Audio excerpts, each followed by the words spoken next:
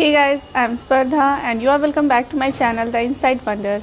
So everyone, आज की video में मैं आपके साथ शेयर करने वाली हूँ एक इंसिडेंट्स जो हाल ही के समय में मेरे साथ घटित हुई है।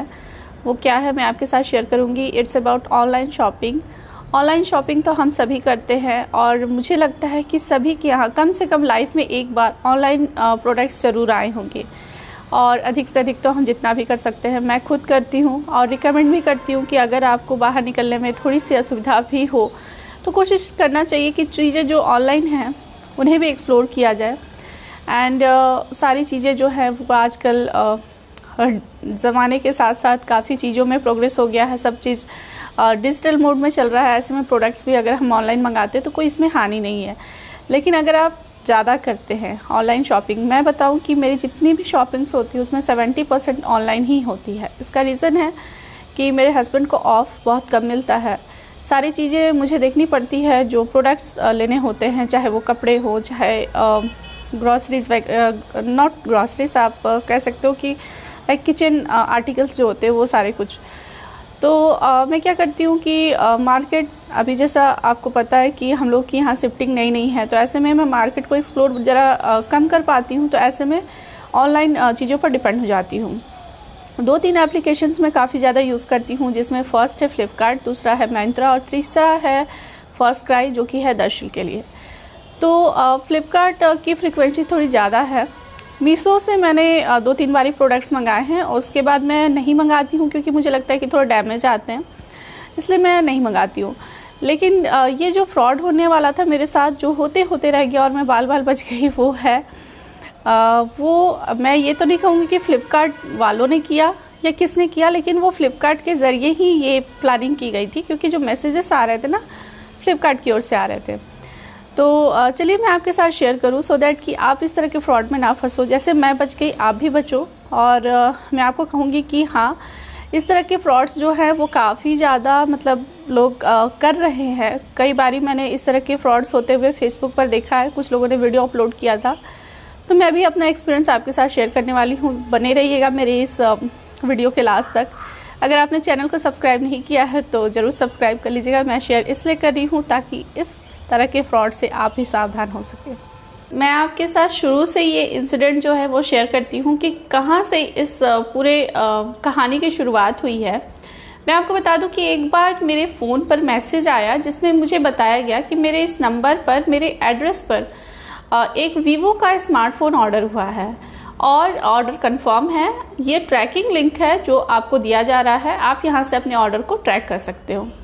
वीवो का स्मार्टफोन या फिर स्मार्टफोन एक ऐसी चीज़ है जो कि आप कह सकते हो थोड़ा सा जिसे सुन करके इंसान में लालच भी आए, क्योंकि स्मार्टफोन अब ऐसा है कि कुछ लोग शौक से कई ज़्यादा भी रखते हैं, 1 से ज़्यादा 2 से ज़्यादा रखना पसंद करते हैं। कुछ लोग शौकीन होते हैं नए स्मार्टफोन के, कुछ लोगों को बेसिक ज़रूरत भी है। और स्मार्टफोन ऐसी चीज़ है जो हर किसी के हाथ में आजकल है। तो लगता है कि यार स्मार्टफोन किसी ने हमें ऑर्डर करा है, वो प्रीपेड है। पहली बात, वो प्रीपेड है, किसी ने ऑर्डर करा है आपको और वो ट्रैकिंग लिंक वगैरह दिया गया था। तो मैंने अपने हस्बैंड से पूछा क्या उन्होंने कोई ऑर्डर करा है स्मार्टफोन। उन्होंने कहा नहीं। मैंने अपने ब्रदर इन लॉ से पूछा, देर आफ्टर मैंने अपने भाई से भी पूछा, तो उसने कहा बिल्कुल नहीं। और उसने कहा कि अगर किसी ने ऑर्डर नहीं करा है तो लिंक पर तो क्लिक करना नहीं, पहली बात। दूसरी बात, रिसीव भी नहीं करना। अगर प्रोडक्ट आ जाता है आपके डोर पर, बिल्कुल रिसीव नहीं करना है। मैंने ऑर्डर नहीं किया, किसी रिलेटिव ने ऑर्डर नहीं किया है। और कभी उसने पूछा OTP वगैरह, बिल्कुल नहीं बताना। ये एक स्कैम है जिसके जरिए लोगों को फंसाया जा रहा है। ये ऐसे लोगों को फंसाया जाता है जो लोग शॉपिंग ज़्यादा करते हैं ऑनलाइन वे में। और ये खास तौर से तब होता है जब हम क्या करते हैं, पैकेट्स को खोलते हैं, प्रोडक्ट्स रख लेते हैं और जो पैकेजिंग होती है ना, उसका आउटर जो पैकेज होता है उसे हम डिस्ट्रॉय नहीं करते। लाइक हम उसे टीयर नहीं करते, अच्छे से फाड़ के नहीं फेंकते, उसमें हम डायरेक्ट ही उसे मोड़ के फेंक देते हैं या फिर ऐसे ही डस्टबिन में डालते हैं। उसके बाद गार्बेज एरिया जो है वहाँ डाल देते हैं। अगर आपके नाम के, आपके नंबर पे, आपके एड्रेस पे कई सारे प्रोडक्ट के पैकेज वहाँ मिलते हैं किसी एक ऐसे इंसान को जो कि ये तरीका जानता है कि किस तरह से इन लोगों को हैक किया जाए, किस तरह से इन लोगों को ट्रैप किया जाए, फंसाया जाए, वो रास्ता निकाल लेता है। तो मेरे फ्लिपकार्ट के शॉपिंग वाला जो ये ऐप है ना, कई सारे प्रोडक्ट्स मैं यहाँ से ऑर्डर करती हूँ। तो अक्सर, और ऐसा डिलीवरी एजेंट भी आपके साथ कर सकता है, क्योंकि वो भी बहुत सारी चीज़ें जानता है और ये भी जानता है कि बार बार वो इस डोर पे आ रहा है, विच मीन्स कि मैं शॉपिंग में काफ़ी ज़्यादा इंटरेस्टेड हूँ, ऑनलाइन शॉपिंग में। तो डिलीवरी गाय भी आपके साथ ये काम कर सकता है। तो कभी भी आप जब ऑनलाइन प्रोडक्ट रिसीव करें, प्रोडक्ट अच्छा है, आपने रख लिया, आपको यूज़ करना है, रिटर्न नहीं करना है, एक्सचेंज नहीं करना, आपको क्या करना है, उसका जो पैकेट है ना, अच्छे से उसे डिस्ट्रॉय कर दें, तभी आप डस्टबिन में डालें या कहीं गार्बेज एरिया में फेंकें। तो ये मेरे साथ गलती हो सकती है। और दूसरा ऑप्शन ये भी होता है कि जो डिलीवरी गाय वाला मैंने बताया, डिलीवरी बॉय भी ऐसा कर सकता है मेरे साथ, तो उसका भी हो सकता है सिस्टम। 2 दिन बाद मुझे अगेन मैसेज आता है कि वो प्रोडक्ट चल चुका है, यानी शिप हो चुका है। अब मुझे और भी डर लग रहा है, यार किसी ने किया भी नहीं, मुझे ये भी लग रहा है कि मुझे फंसाने की तैयारी है। फिर मुझे लग रहा है डोर स्टेप पे आ जाएगा, तब मैं क्या करूँगी। बस मेरे भाई ने इतना कहा था कि लेना नहीं है, OTP नहीं शेयर करना है, और कह देना मैंने नहीं ऑर्डर किया, मेरा एड्रेस कैसे आया, किसने किया मुझे नहीं पता है, जब तक कंफर्म नहीं होगा रिसीव नहीं करना, OTP शेयर नहीं करना। लेकिन ये डील करना भी बहुत इंपॉर्टेंट चीज़ है। कोई आपके सामने आकर के इस तरह से रिजेक्ट कर रहा हो, नहीं आपने लेना ही है, आपके नाम का प्रोडक्ट है, अब मैं कहाँ रखूँ इससे, ये वो फलना चिल्ला, तो इस तरफ की बात हो जाएगी तो बहुत दिक्कत हो जाएगी। लेकिन एक अच्छी बात जो थी वो मेरे साथ ये हुई थी, पता है क्या, कभी होता है कुछ ना, कहते हैं ना कि जो होता है वो अच्छे के लिए होता है। मैं आपको बता दूं कि कुछ एप्लीकेशंस ऐसे हैं जिस पर आप कोई प्रोडक्ट को ऑर्डर करते हैं, तो सिंगल प्रोडक्ट ऑर्डर करते हैं तब तो ठीक है। अगर एक ही जैसा आप 2-3 प्रोडक्ट ऑर्डर करते हैं तो वो एप्लीकेशन कैच करता है, सारी चीज़ें कंप्यूटराइज्ड हो चुकी, कंप्यूटर कैच करता है और सोचता है कि एक ही तरह के प्रोडक्ट कई सारे क्यों ऑर्डर किए गए हैं, कहीं इनका कोई बिजनेस तो नहीं है।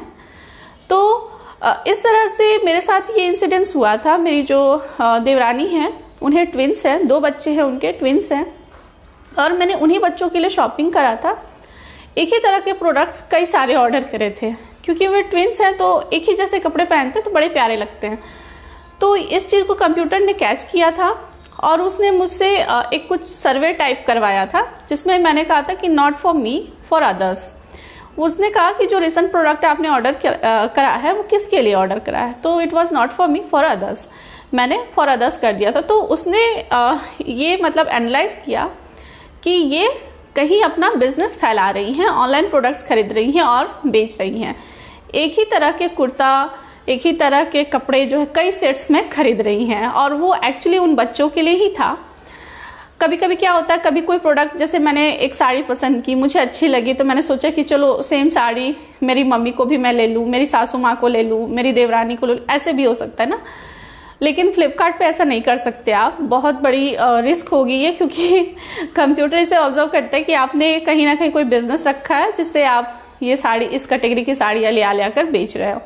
तो उसने क्या किया, मेरे नंबर की ID को ब्लॉक कर दिया, जिसके लिए मैंने उसके कस्टमर केयर तक को बात करी, जिसमें उसने कहा कि आपको ईमेल आएगा कि आपके साथ ऐसा क्यों किया गया है। मुझे ईमेल आया और यही बात मुझे बताया गया।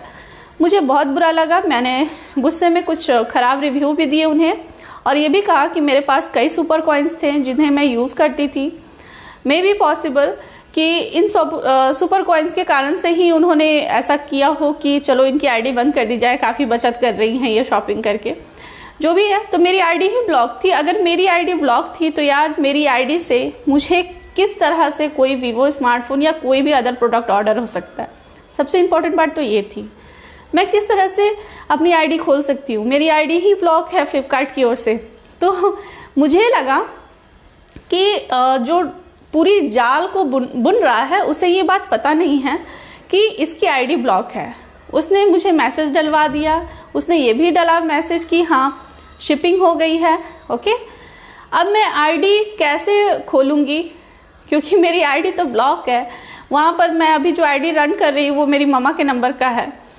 तो ये बात मेरे को पूरी तरह से पता थी कि मेरे साथ हो रहा है फ्रॉड, और फ्रॉड करने वाले को ये नहीं पता है कि इसकी ID ब्लॉक है। तो ये मेरे पास एक पॉइंट था कि हाँ, अगर वो बहुत रिजेक्ट करेगा मेरे डोर स्टेप पे तो मैं ये बात कहूँगी, और उसके बाद मुझे OTP वगैरह शेयर नहीं करना, उसे भगा देना है। लेकिन लकीली ये हुआ कि शायद उसे पता चल गया कि इनकी ID ब्लॉक है। तो फिर एक दिन बाद मुझे मैसेज आया कि आपके शिपमेंट को कैंसिल कर दिया गया है। आपके शिपमेंट को कैंसिल कर दिया गया है, लेकिन यहाँ से शिपमेंट जा चुका है। तो अगर आपको अटेम्प्ट किया जाता है डिलीवरी अटेम्प्ट, तो आप रिफ्यूज़ कर दीजिएगा, क्योंकि ये उन्हें एट द लास्ट पता चला। तो इस तरह से ये पूरा स्कैम होते होते रह गया और मैं फंसते रह गई। फंसती तो मैं वैसे भी नहीं, क्योंकि ना ही मैंने लिंक पर क्लिक किया था और ना ही मैं OTP बताती या प्रोडक्ट रिसीव कर दी। अगर आपने ऑर्डर नहीं किया, किसी रिश्तेदार ने आपको ऑर्डर नहीं किया है, तो ये लालच में बिल्कुल ना पड़े कि प्रीपेड है यार, पैसे तो किसी ने दे ही दिए हैं, चलो रिसीव कर लेते हैं। और रिसीव करने जाओगे, आपके नंबर पे OTP आएगा, आप उसे बताओगे, आप फंस जाओगे और वो प्रोडक्ट ले आओगे, खोलोगे, पैकेजिंग उसमें कुछ नहीं मिलेगा आपको। रद्दी पेपर्स हो सकते हैं और कपड़े हो सकते हैं झूठ मूठ के, कटे फटे से, कंकड़ हो सकते हैं, भारी कोई चीज़ें, स्मार्टफोन है तो लकड़ी का गट्ठर हो सकता है, इस तरह की चीज़ें हो सकती हैं। वो आप घर पे आओगे तो आपको रिसीव होगा, और वो तो आपका OTP लेके गया, साथ में आपके बैलेंस भी लेके गया बैंक वाले, तो आपको OTP शेयर नहीं करना है। तो ये मेरे साथ ये स्कैम है, और ये मैंने फेसबुक पर देखा था कि किसी ने अमेजोन से एक पैकेट रिसीव करा था और डिलीवरी बॉय कह रहा है कि आपके एड्रेस पर है, आप इसे रिसीव करें। और उन्होंने बाकायदा वीडियो भी बनाया, कुछ लोग भी जुटाए अपने नेबर्स के कि देखिए ये ऑर्डर मैंने नहीं किया है, अब ये बार बार आ रहा है, तो अब मैं क्या करूं। फिर पता है वो ऐसे ऐसे टच करके देखता है, लगता है कि इसमें कुछ कपड़े हो सकते हैं। एंड फाइनली क्या किया, पता नहीं क्यों, हो सकता है उन्हें कुछ जानकारी हो इस बात की, उन्होंने रिस्क लिया, पैकेट सभी के सामने खोल दिया और उसमें कट पीस वाले कपड़े थे, काट काट के भर दिए गए थे यूँ। उन्होंने ऑर्डर भी नहीं करा था, उन्हें मिल रहा था और ज़बरदस्ती डिलीवरी बॉय करा था, आपको ऑर्डर हो चुका है, प्रीपेड है, आप एक काम करो इसे रखो, OTP बताओ, मैं गया। लेकिन ऐसा बिल्कुल मत करें। सो लालच में ना आए, इस तरह के स्कैम्स काफ़ी ज़्यादा हो रहे हैं। मैं तो बच गई और मुझे लगा कि चलो ये आईडी जो मेरी ब्लॉक है, कहीं ना कहीं मुझे सेंस देने में बहुत काम किया इसने कि मेरी आईडी ब्लॉक है, तो मेरी आईडी से मैं कैसे ऑर्डर कर सकती हूँ, या मेरी आईडी कहीं कैसे खोली जा सकती है। मैंने अपनी मम्मा की आईडी खोल रखी है, तो मुझे जब भी खोलना होता है, लॉगिन करना होता है मतलब, तो मम्मा से मुझे OTP लेना पड़ता है। तो बिना मेरी OTP के कौन खोलेगा मेरी आईडी? कंपनी मुझे वीवो फ़ोन क्यों भेज देगी? उसे इतना तरस आ गया मुझ पे कि इनकी आईडी मैंने ब्लॉक कर दी, चलो कंपनसेशन में एक वीवो फ़ोन दे देता हूँ। लेकिन ऐसा कुछ नहीं है। तो इस तरह के स्कैम से बचें। आई होप कि आज का वीडियो आपके लिए थोड़ा सा नॉलेजेबल रहा। इस तरह के स्कैम से बचना हम सभी के लिए ज़रूरी है। शॉपिंग करें लेकिन सुरक्षित रह के। मिलते हैं हमारे नेक्स्ट वीडियो में, तब तक के लिए बाय बाय।